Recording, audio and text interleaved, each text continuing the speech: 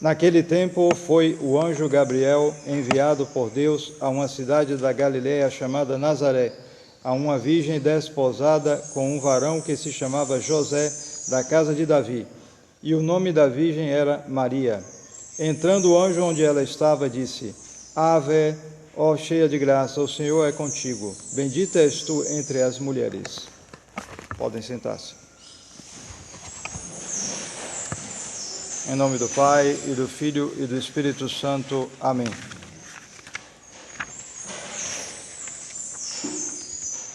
É bem adequada esta festa da Imaculada Conceição ter sido posta durante o tempo do Advento, porque nós já estamos no segundo domingo do Advento e é um tempo em que se espera Nosso Senhor.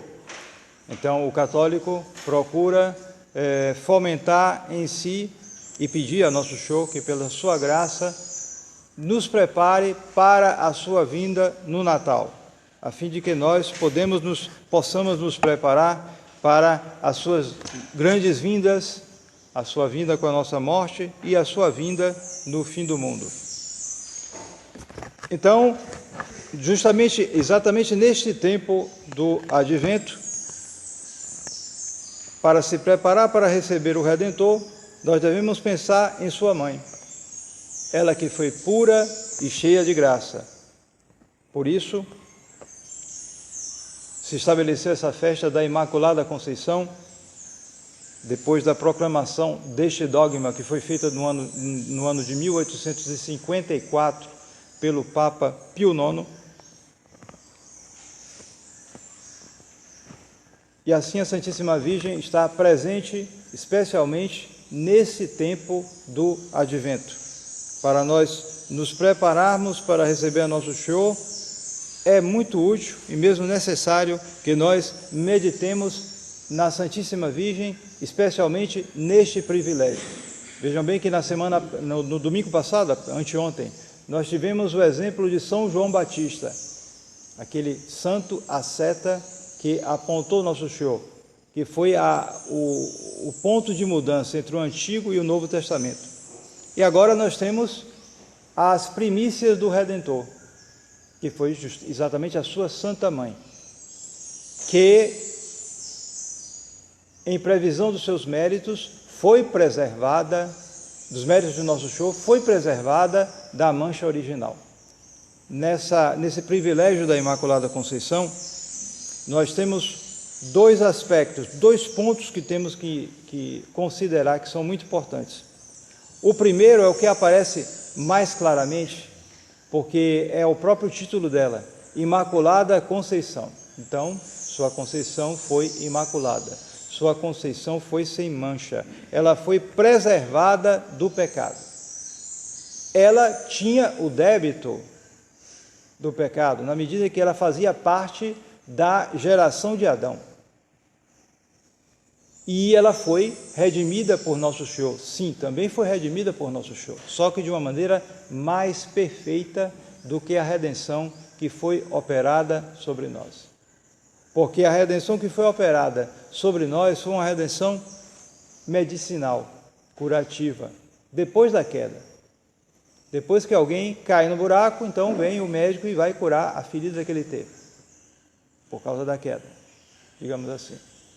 Mas no caso da Santíssima Virgem, a sua redenção ocorreu, ela foi redimida pelo seu Filho, nosso Senhor Jesus Cristo. Porém, de uma maneira muito mais perfeita, porque essa redenção preservou da queda. Como se alguém estivesse no caminho para cair no buraco, está na fila daqueles que todos eles vão caindo no buraco, vão caindo, mas, nesse caso, Nosso Senhor não só curou a ferida depois da queda, mas fez mais, desviou do caminho, a preservou de cair no pecado original, ou seja, da mancha de Adão passar para ela, por causa dos méritos de Nosso Senhor e da missão a qual ela era chamada.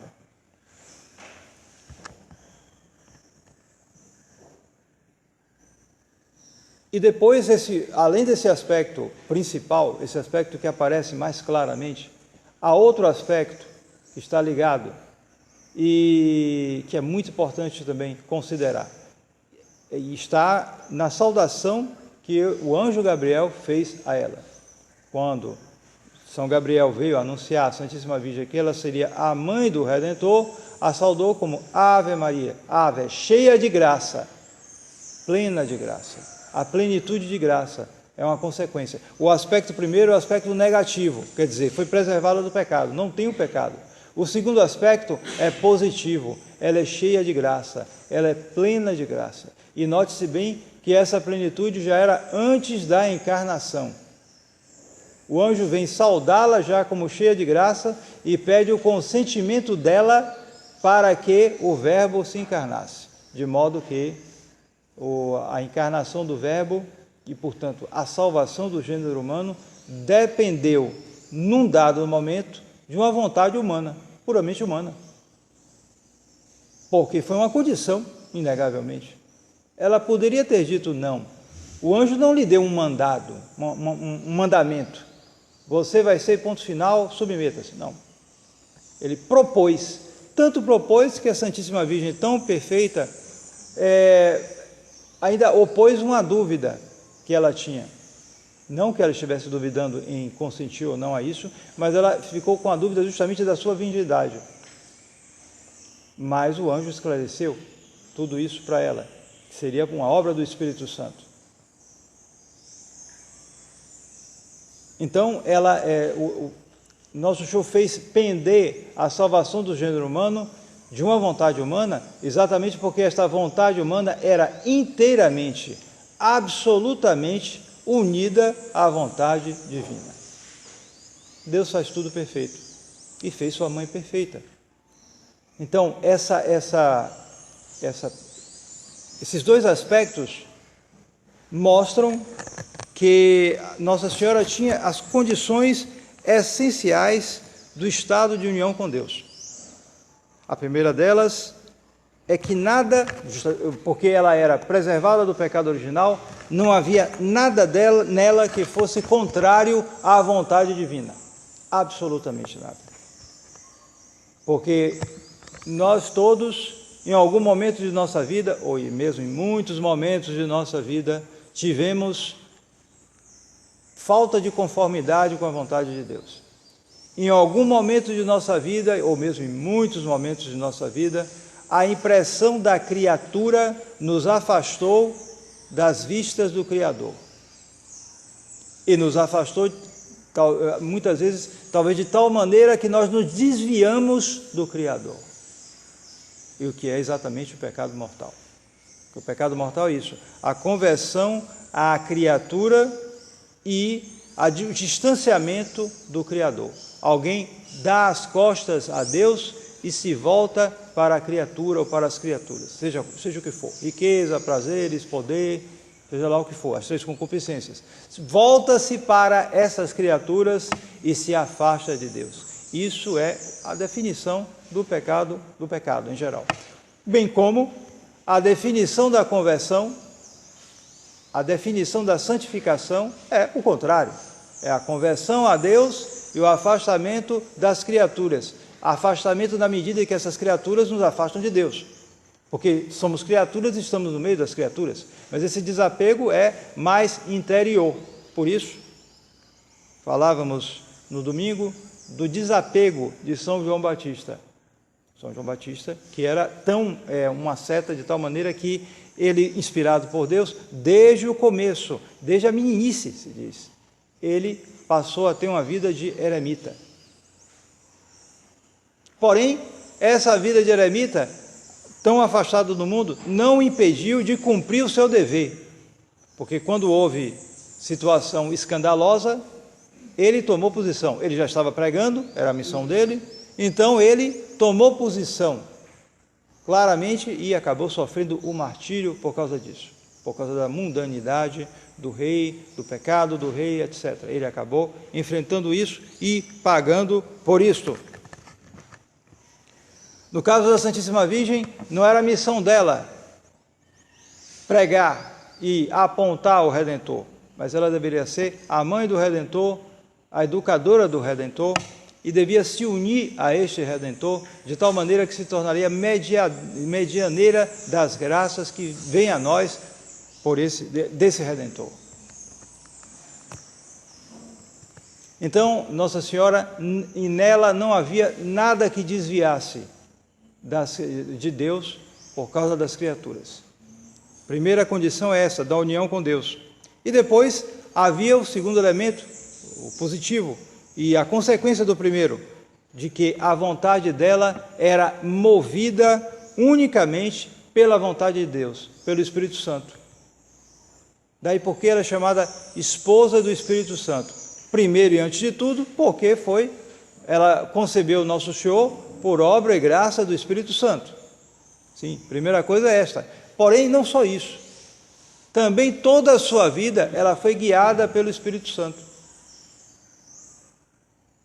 E se sabe que aqueles que entram seriamente no caminho da santificação são também guiados pelo Espírito Santo. Ou seja, a prática das virtudes vai sendo substituída pela docilidade aos dons do Espírito Santo. Ele sempre pratica virtude, é claro, mas os dons do Espírito Santo passam a atuar nele de maneira mais positiva, de modo que ele é mais dócil, ele se torna mais dócil.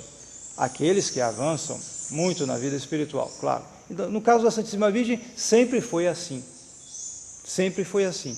Porque sendo concebida sem um pecado original, ela tinha já essa plenitude de graça, desde o seu nascimento.